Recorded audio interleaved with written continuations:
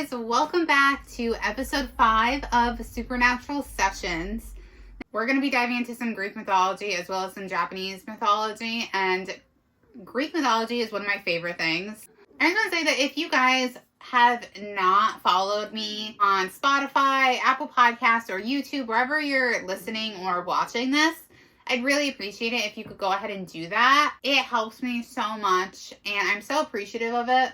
And if you can go ahead and rate it either 5 stars or like it as well. And with that, let's dive in to our episode for today. So all around the world, there are legends of beautiful women who end up being cursed. And we're going to talk about some of them today. Starting with probably the most famous one. Medusa, she's one of 3 sisters, and so she's the most famous one. And all 3 of them are Gorgons. The earliest record of Medusa is found in Hesiod's Theogony, and it states that the 3 sisters, Stheno, Uriel, and Medusa, were all children of Phorcys and Cato, and they lived beyond Oceanus, basically at the end of the world. Like the edge of the world. Out of the 3 sisters, Medusa was the only one that was mortal. She was beautiful. So beautiful that she even caught the eye of Poseidon. And he desired her. So they ended up being intimate in Athena's temple. Lots of bad, why? You know, obviously Poseidon, it was, I'm sure, a way of him showing that he was more powerful than Athena or something. It's disrespectful all the way around, I think. I mean, obviously, Athena was pretty upset because how would you feel if you found your uncle in bed with a girl or somebody? Your bed. Like, you would be disgusted and you would be upset and you'd be like, get the fudge out of here because it's not appropriate. And obviously, she was all of those things. And temples were places where people would go, like the shrines and temples were places that people would go to worship these gods and goddesses.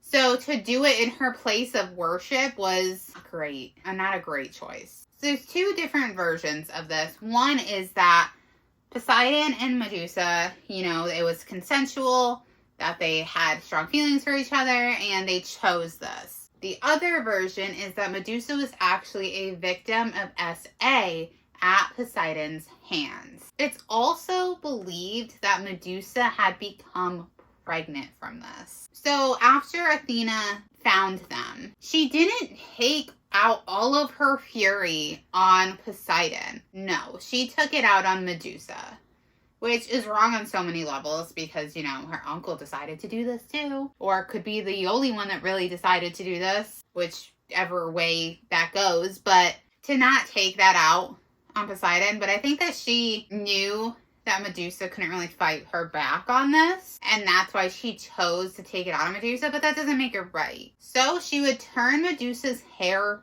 into snakes so that anyone who looked at her would turn into stone. So basically she could never be with another man again because they wouldn't be able to look at her. There are some versions that say Medusa and her sister's hair, like all of their hair was always snakes, but this version is significantly less common than Athena taking out her revenge. After Medusa was turned, she was said to have bronze hands and wings that were made of, some say that she also had boar-like tusks and a tongue that would hang between her fanged teeth. So she literally became a monster. Perseus famously battled Medusa. Now, he's a Greek hero, if you don't know of Perseus. There's plenty of books that recount the tales. There's also movies like Clash of the Titans is about Perseus. Then obviously there's Percy Jackson, like that whole series.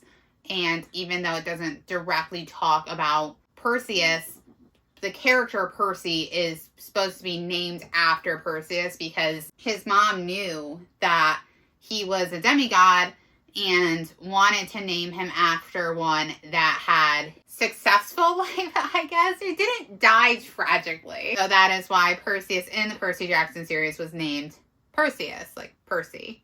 So he's a Greek hero, and in order to understand how he ended up battling Medusa, we have to go back far before the battle. Perseus was the son of Danae and Zeus. Now, Zeus is like the king of all gods. Danae was the daughter of Acrisius, which was the king of Argos. And Zeus impregnated the princess in the form of a shower of gold after her father had locked her away when he learned from the oracle that he would die at the hands of his grandson.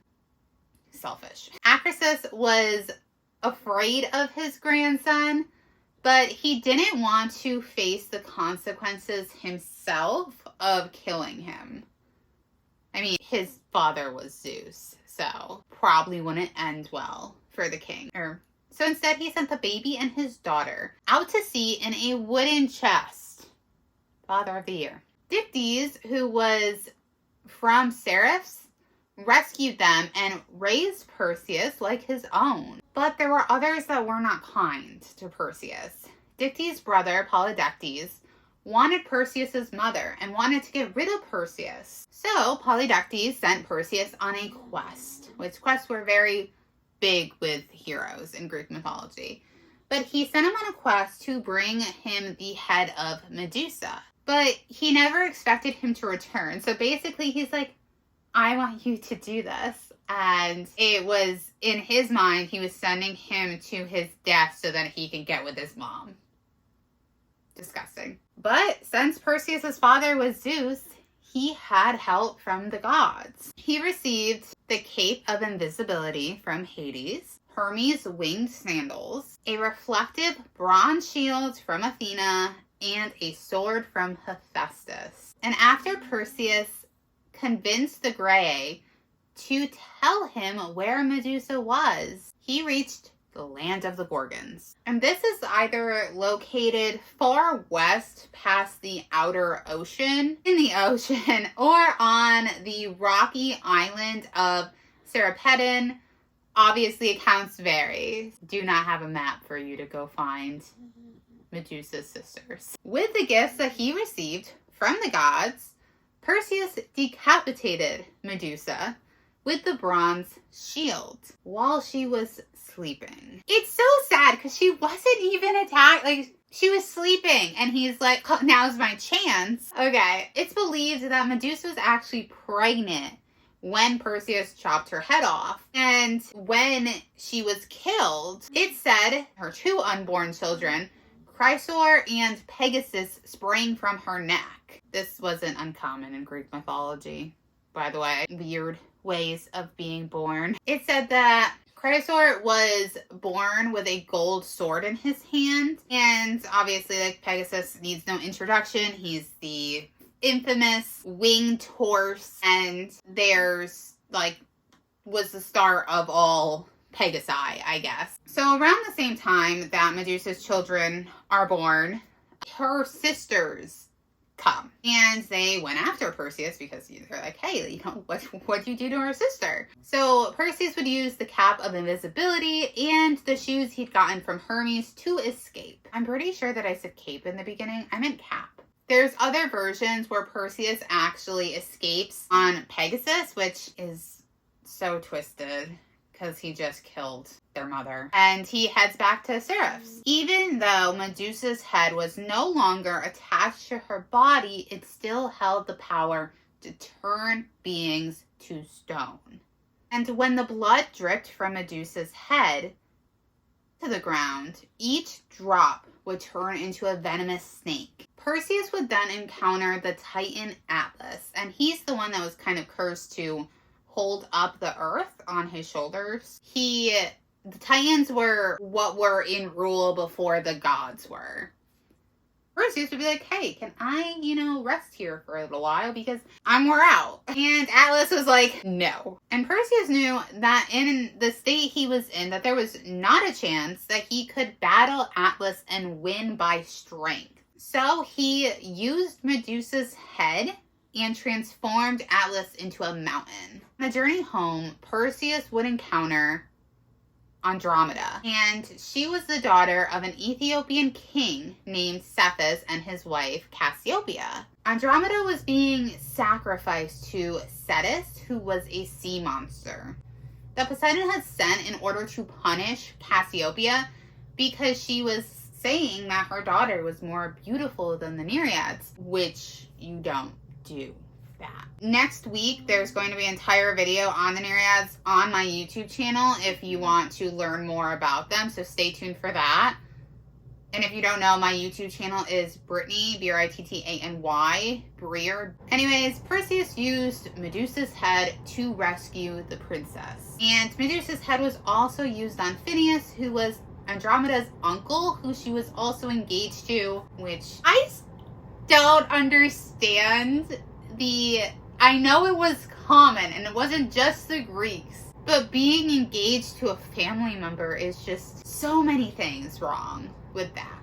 I mean, and we know that today, but back then it was so common. It was also used on Protus, who was the usurper of the throne, and Polydectes. Perseus then gave Medusa's head to Athena, who is the goddess of and battle strategy. And she wears it on her shield whenever she goes into battle. Athena had also collected some of the remaining blood from Medusa and gave most of it to Asclepius, who then used the blood from her left side to take people's lives and the blood from her right side to resurrect people. The remainder of Medusa's blood was put into a vial that contained 2 drops. Athena gave the vial to her adopted son, Erichthonius. I'm really bad at names. If you have watched any of my other episodes, you know that. I'm sorry.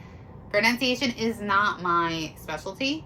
But anyways, it's believed that 1 drop can cure anything and the other drop is this deadly poison. Athena put aside a bronze jar that held a lock of Medusa's hair for Heracles, who then gave it to Cephas's daughter, Sterope. She would then use it to protect her village, Tegea.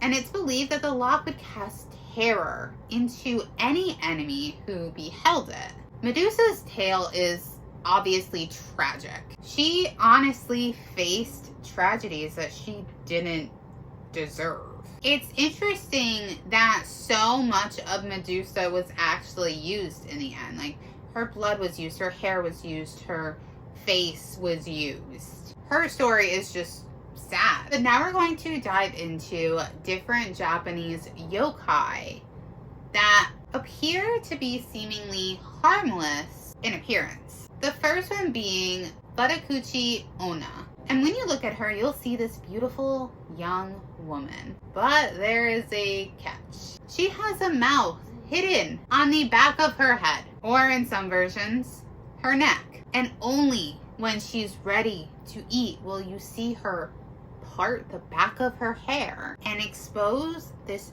giant mouth. It's said that she'll eat anything in the home, but she will not eat humans. So that's good, right? Like, she's not going to eat you.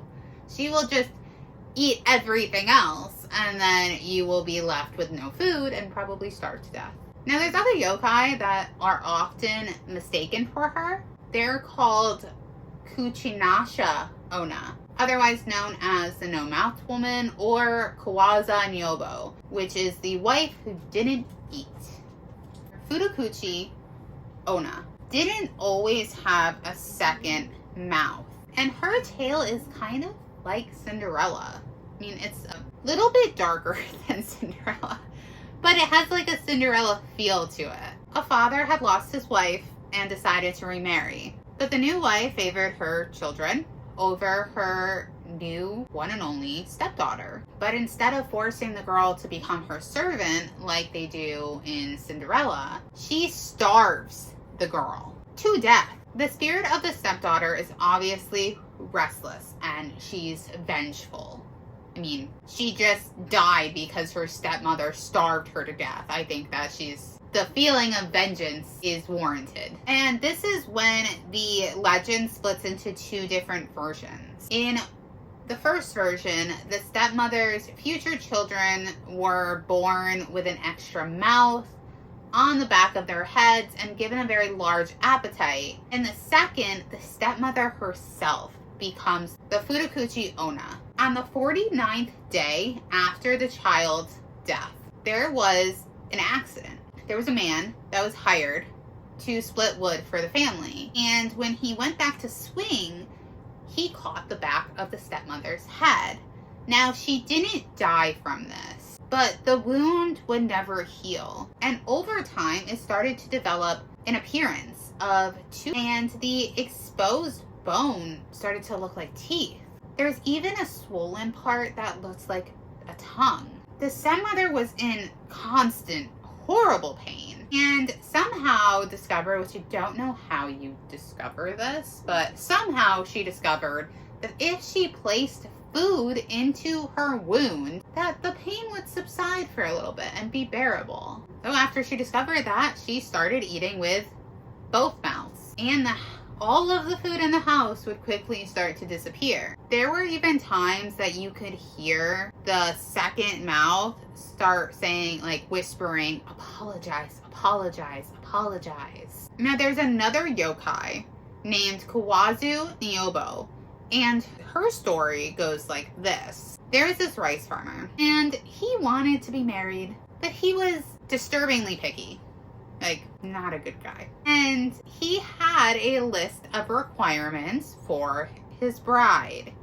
She had to be hardworking, beautiful, and have little to no appetite. Now, this farmer worked very hard. He didn't want to share any of his rice, not even with his wife. So it wasn't shocking when he couldn't find this miraculous woman, until one night he was sitting outside in his wooden barrel tub when he saw this beautiful woman who stepped out from the darkness. She said that she was new to the area and she really needed a job and a place to stay. She said she wasn't afraid of hard work and never ate. The farmer was ecstatic, and it wasn't long before they would be married. He would work in his field while his wife would drag the bags of harvested rice into the storehouse and take care of the home. The best part, the farmer would never see his wife eat food, and I don't know why that wasn't alarming to him. I mean, you have to eat. The farmer was ready to plant new seedlings and realized that he hadn't looked at his rice stores recently. So he pulled open the heavy door to the storehouse and was filled with horror when it was almost empty. He looked at his wife and was like, "Do you have an explanation?" And she said, I don't know where the rice went." So the following day, the farmer pretended to go out and till the fields, but instead he went home and snuck up into the rafters. He then saw his wife drag in the rest of last year's harvest and cook it in a large iron pot. And she made these mountains of rice balls. She then parted back her hair, like in the back of her head. It exposed this oversized mouth with this drooling tongue licking its lips. It's probably a quite disturbing sight, honestly. Like, I'm picturing it and it's very disturbing. She then started feeding the second mouth these rice balls until they were all gone. And the horrified farmer realized that his perfect wife was actually a mountain witch. That evening, he looked at her and made up this story that she needs to go home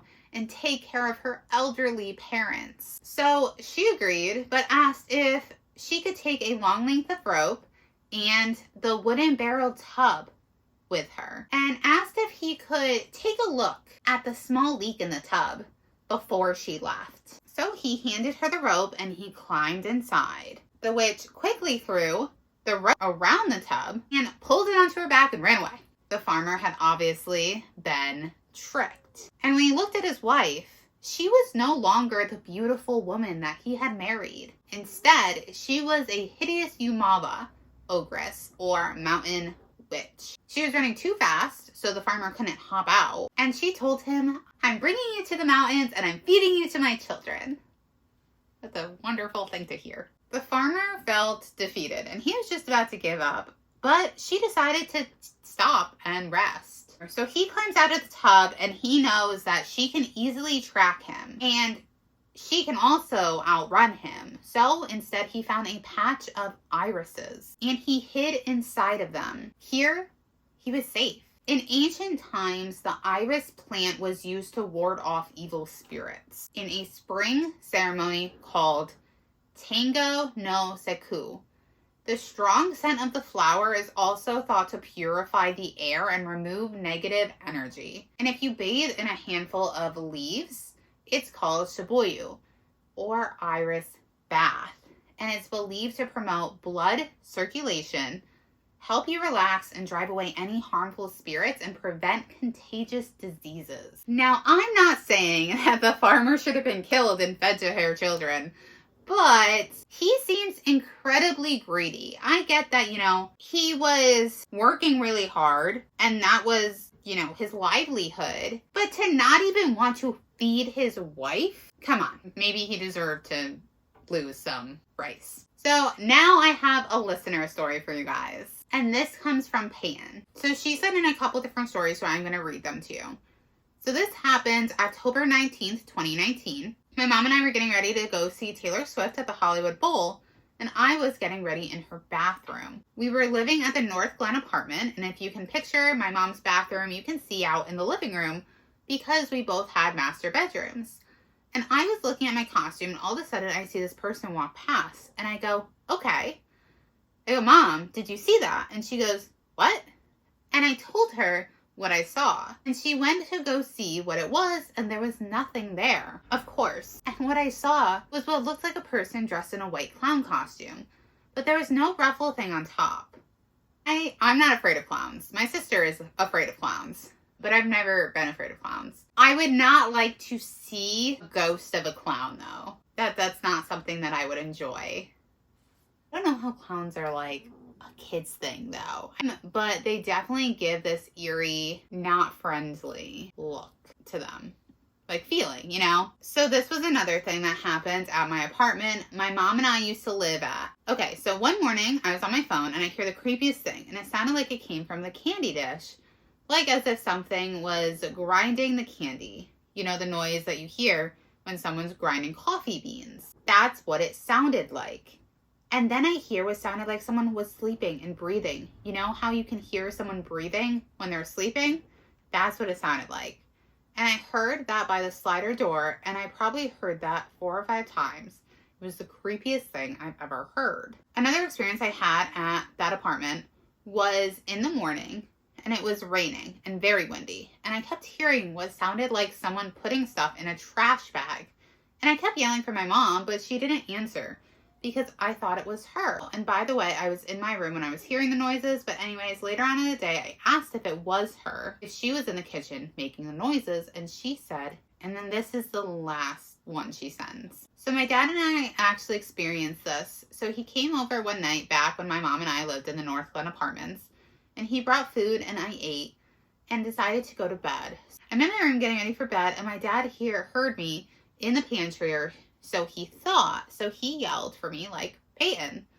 And I'm like, what? And he goes, what are you doing in the pantry? And I'm like, Dad, I'm in my room. And about an hour or 2 later, I'm asleep, and he comes to my room and he said, Peyton, did you just go to the bathroom? And I say, no, why? And he's like, okay, I thought I saw you go to the bathroom. And a week later, he told me that he saw a figure going in my bathroom, like a ghost. And he thinks that the ghost might have been in the pantry too. It seems like there was definitely something that was kind of lurking around.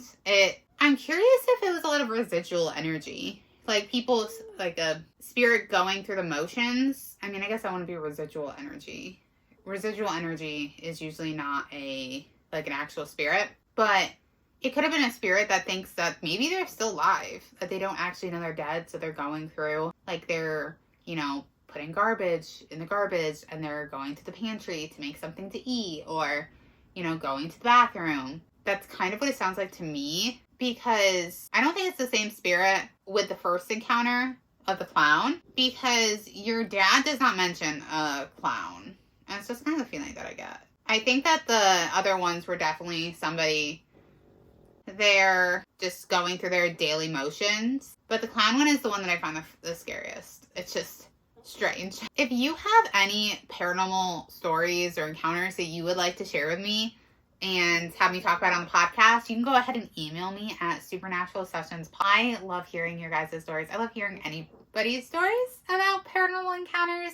So definitely make sure to send those in. If you're not following my podcast on Spotify or Apple Podcasts, go ahead and do that. And if you're not subscribed on YouTube, please go ahead and do that too. And in the meantime, stay spooky.